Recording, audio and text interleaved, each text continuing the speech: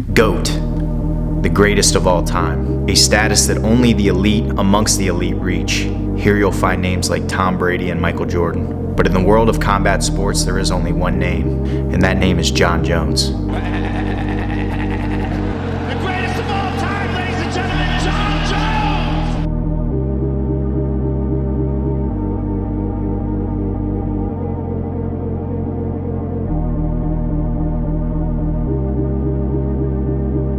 Long-reigning champ terrorizing the lightweight division for more than a decade, a move to heavyweight brought new life and a second belt to the storied career of Jon Jones. Awaiting his return, a fireman, hailing from Cleveland, Ohio, widely regarded as the most accomplished heavyweight the UFC has ever had.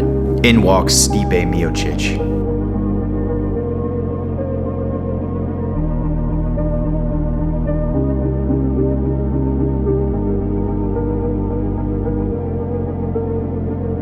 With legacy on the line, there's only one thing left to do.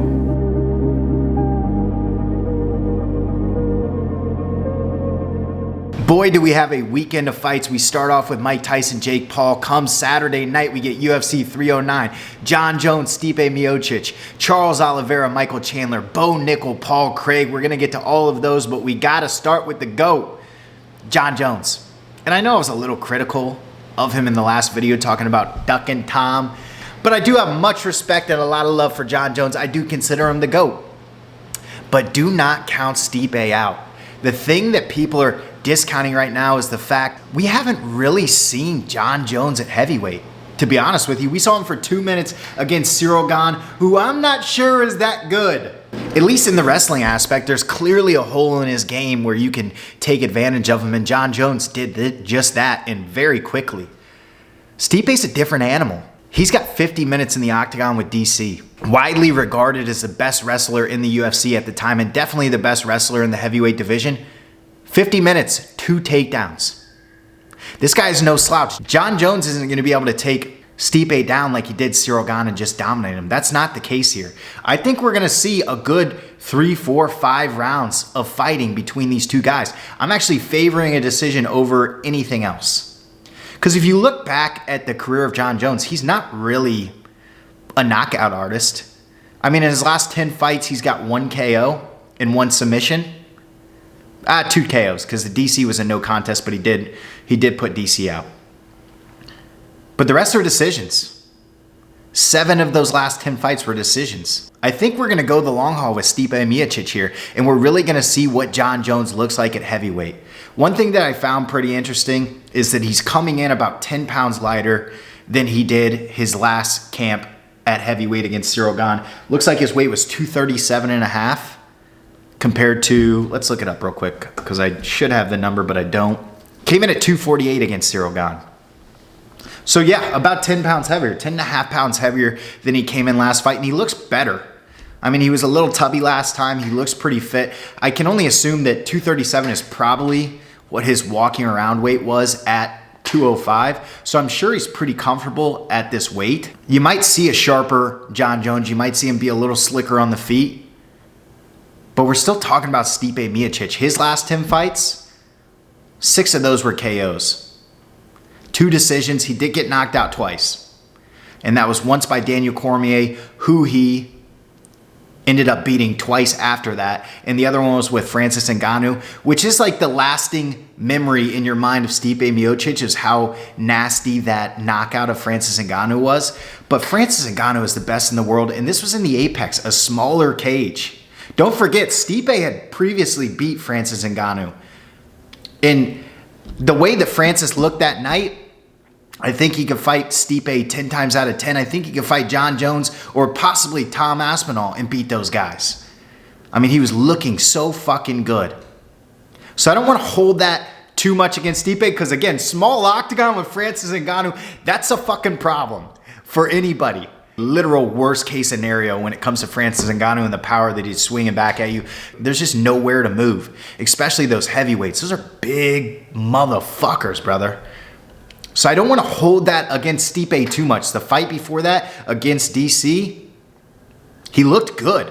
I mean, he outboxed DC for 5 rounds, took the decision. You know, it was kind of a weird fight where he got some extra eye pokes and things like that, but regardless, Stipe looked fantastic. His hands were sharp. He rocked DC multiple times and just looked good. That's the Stipe that I'm expecting to see against Jon Jones. Because you're not going to get that power back like you did against Francis Ngannou. I would be shocked if Jon knocks him out. I would be shocked. And Jon's definitely got the tools, the elbow, the kicks. He's got the tools to do it, but historically, it's not what he does. I think we're getting 5 rounds, and this is going to be an absolute banger. A lot of people are talking about the age of Stipe Miocic. Yeah, 42. You could see that be a factor, but Jon's no spring chicken, 37. I think we're going to see the best of both of these guys, at least at this age, in this fight. It's going to be more competitive than people are thinking. Do not take the under. If I'm wrong, come back and shame me, but do not take the under. In my opinion, this is going to decision, and it's going to be a certified banger because of that. Both these guys are going to have their moments. Stipe's got a long jab, good body shots. Jon's as long as they come. Teeps, elbows. It's going to be a fucking fun fight. Do not discount this just because the name of Jon Jones, the pedigree of Jon Jones. Stipe Miocic, the heavyweight GOAT. He's getting counted out just a little too much for my liking. Again, I favor Jones. But it may go long and it may be a little uglier than you think it's going to be. It's a very exciting fight. One fight that's not going to go long, Charles Oliveira, Michael Chandler. Whoa, baby. Both these guys, pressure fighters. And the thing about this fight is we have seen it before, and it was truthfully the tale of 2 rounds. Michael Chandler, first round, absolutely dominated Charles Oliveira. And we see this in a lot of Chuck fights and a lot of Du Bronx fights, where the first round in Gaethje, Poirier, Chandler, he gets dropped in all 3 of those. But Charles Oliveira, the champion, has a name, finds a way to come back and get himself back in it every goddamn time. There's no way you can't like these guys. Michael Chandler is renowned for fights of the year. Charles Oliveira, a former champion, had one of the most special runs of anybody in the UFC, in UFC history. The run that he had was just so much fun. This should be the fight of the night. This should be a certified heater. And when we're thinking about the 2 guys, Chuck is coming off of a loss to Arman Tsarukyan in a very competitive fight. A lot of people think he won that fight. The first and the third, he had Arman in deep submissions. But regardless, before that, he had one of his best performances in Canada against Beneil Dariush, knocked him out in the first round. Did lose the belt to Islam Makhachev. But then you got names like Justin Gaethje, Dustin Poirier, Michael Chandler, Tony Ferguson, Kevin Lee, was on an 11-fight win streak and has looked absolutely dominant. Like, Charles Oliveira in his current state looks as good as ever. The loss to Islam, yeah, not his best performance. The loss to Arman, super competitive. But he's got a win over Michael Chandler already. As long as he can stay safe through those big shots that Michael Chandler's inevitably going to throw, because that's kind of his specialty, and get on his back and or just walk him down and knock him out like he did last time, Chuck's got a really good shot of going 2-0 against Chandler. Speaking of Chandler, Chandler's had one of the wildest careers since he's entered the UFC that I can remember. Like, for his win-loss ratio, he is such a fucking star. I mean, this guy walked into the UFC, knocked out Dan Hooker, gets an immediate title shot after that against Charles Oliveira for a vacant belt that Khabib left. Loses it. Goes and fights Justin Gaethje in one of the best fights of all time, an absolute war. 3 rounds, loses the decision, kicks the face off of Tony Ferguson. I mean, kicked the face off of Tony Ferguson, and then lost to Dustin Poirier. Like, he's only fought the best of the best, and he's back at it again Saturday with Charles Oliveira, but he's never really got outclassed. He's holding his own, and I think he's a live dog at any time against, I don't actually know what the line is here. Plus 195 against Charles Oliveira. If you told me Michael Chandler knocks out Charles Oliveira, I would not be shocked. That's just the way he fights. It is chaos every time he enters the ring. The only thing that we're kind of worried about here is he did have a long layoff waiting for that Conor McGregor fight. Every time you see a picture or a video of Michael Chandler, he's jacked. I mean, jacked to the freaking gills. So I'm not worried about his conditioning. Is there going to be a little ring rust? Maybe, who knows? But the way that he fights, I don't think it matters. I don't think ring rust exists because he just walks you down and starts chucking. And that's what we love about Michael Chandler. That's why win or lose, it does not matter. This guy is a fun fighter. I will gladly watch him face anybody. And there's still a lot, for both of these guys, a lot of fun fights in this division. Clearly, they're both trying to work back to the title, still being held by Islam Makhachev. But regardless, these are staples in the lightweight division, and this should be an absolute banger. And then we get Bo Nickal, Paul Craig, which is a very interesting fight.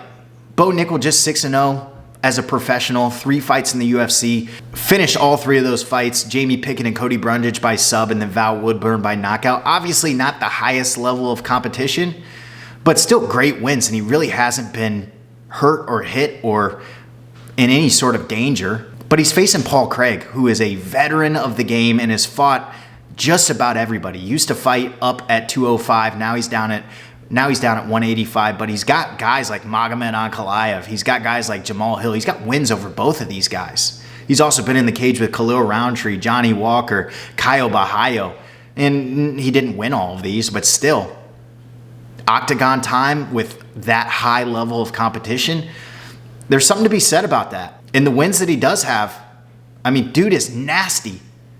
Nasty with submissions. That's what makes this fight so interesting, is because I think exactly where Bo Nickal wants to take it is where Paul Craig wants to be. If Bo Nickal's on top of him, he is in trouble. That is a dangerous position with Paul Craig. We saw what happened with Jamal Hill. He snapped his arm. Paul Craig is nasty when it comes to subs. I mean, he's the type of guy that'll butt scoot just trying to be on his back and have you there. And that's where Bo Nickal wants to be too. So I think, if I'm taking a guess, I think we're going to get a little bit more boxing out of Bo Nickal. I think I'm not going to say he's not going to shoot a takedown. That's obviously his bread and butter. But I think he could probably outbox Paul Craig and possibly knock him out, similar to the way Caio Bahayo did. Just because that danger of Paul Craig on his back is so high, I think if Bo can jump in there and let his hands go a little bit, and I would also like to just see a little bit more of those hands. It's something that he's been working on, I'm sure. He's so young into the game with such a high pedigree of wrestling in his background that, you know, in between fights, we're seeing these jumps in skill from Bo Nickal because he's so young into the game. It's just a fun fight card. 309. We get Mike Tyson, Jake Paul tonight. It's actually on right now. 7:23 currently as I'm recording this. The card just started, but then we get 309 tomorrow. Jones, Stipe, Chandler, Olivera, Bo Nickal, Paul Craig, amongst others. Super freaking exciting. I'm happy to be here. What a weekend in sports. This is what we live for. Peace.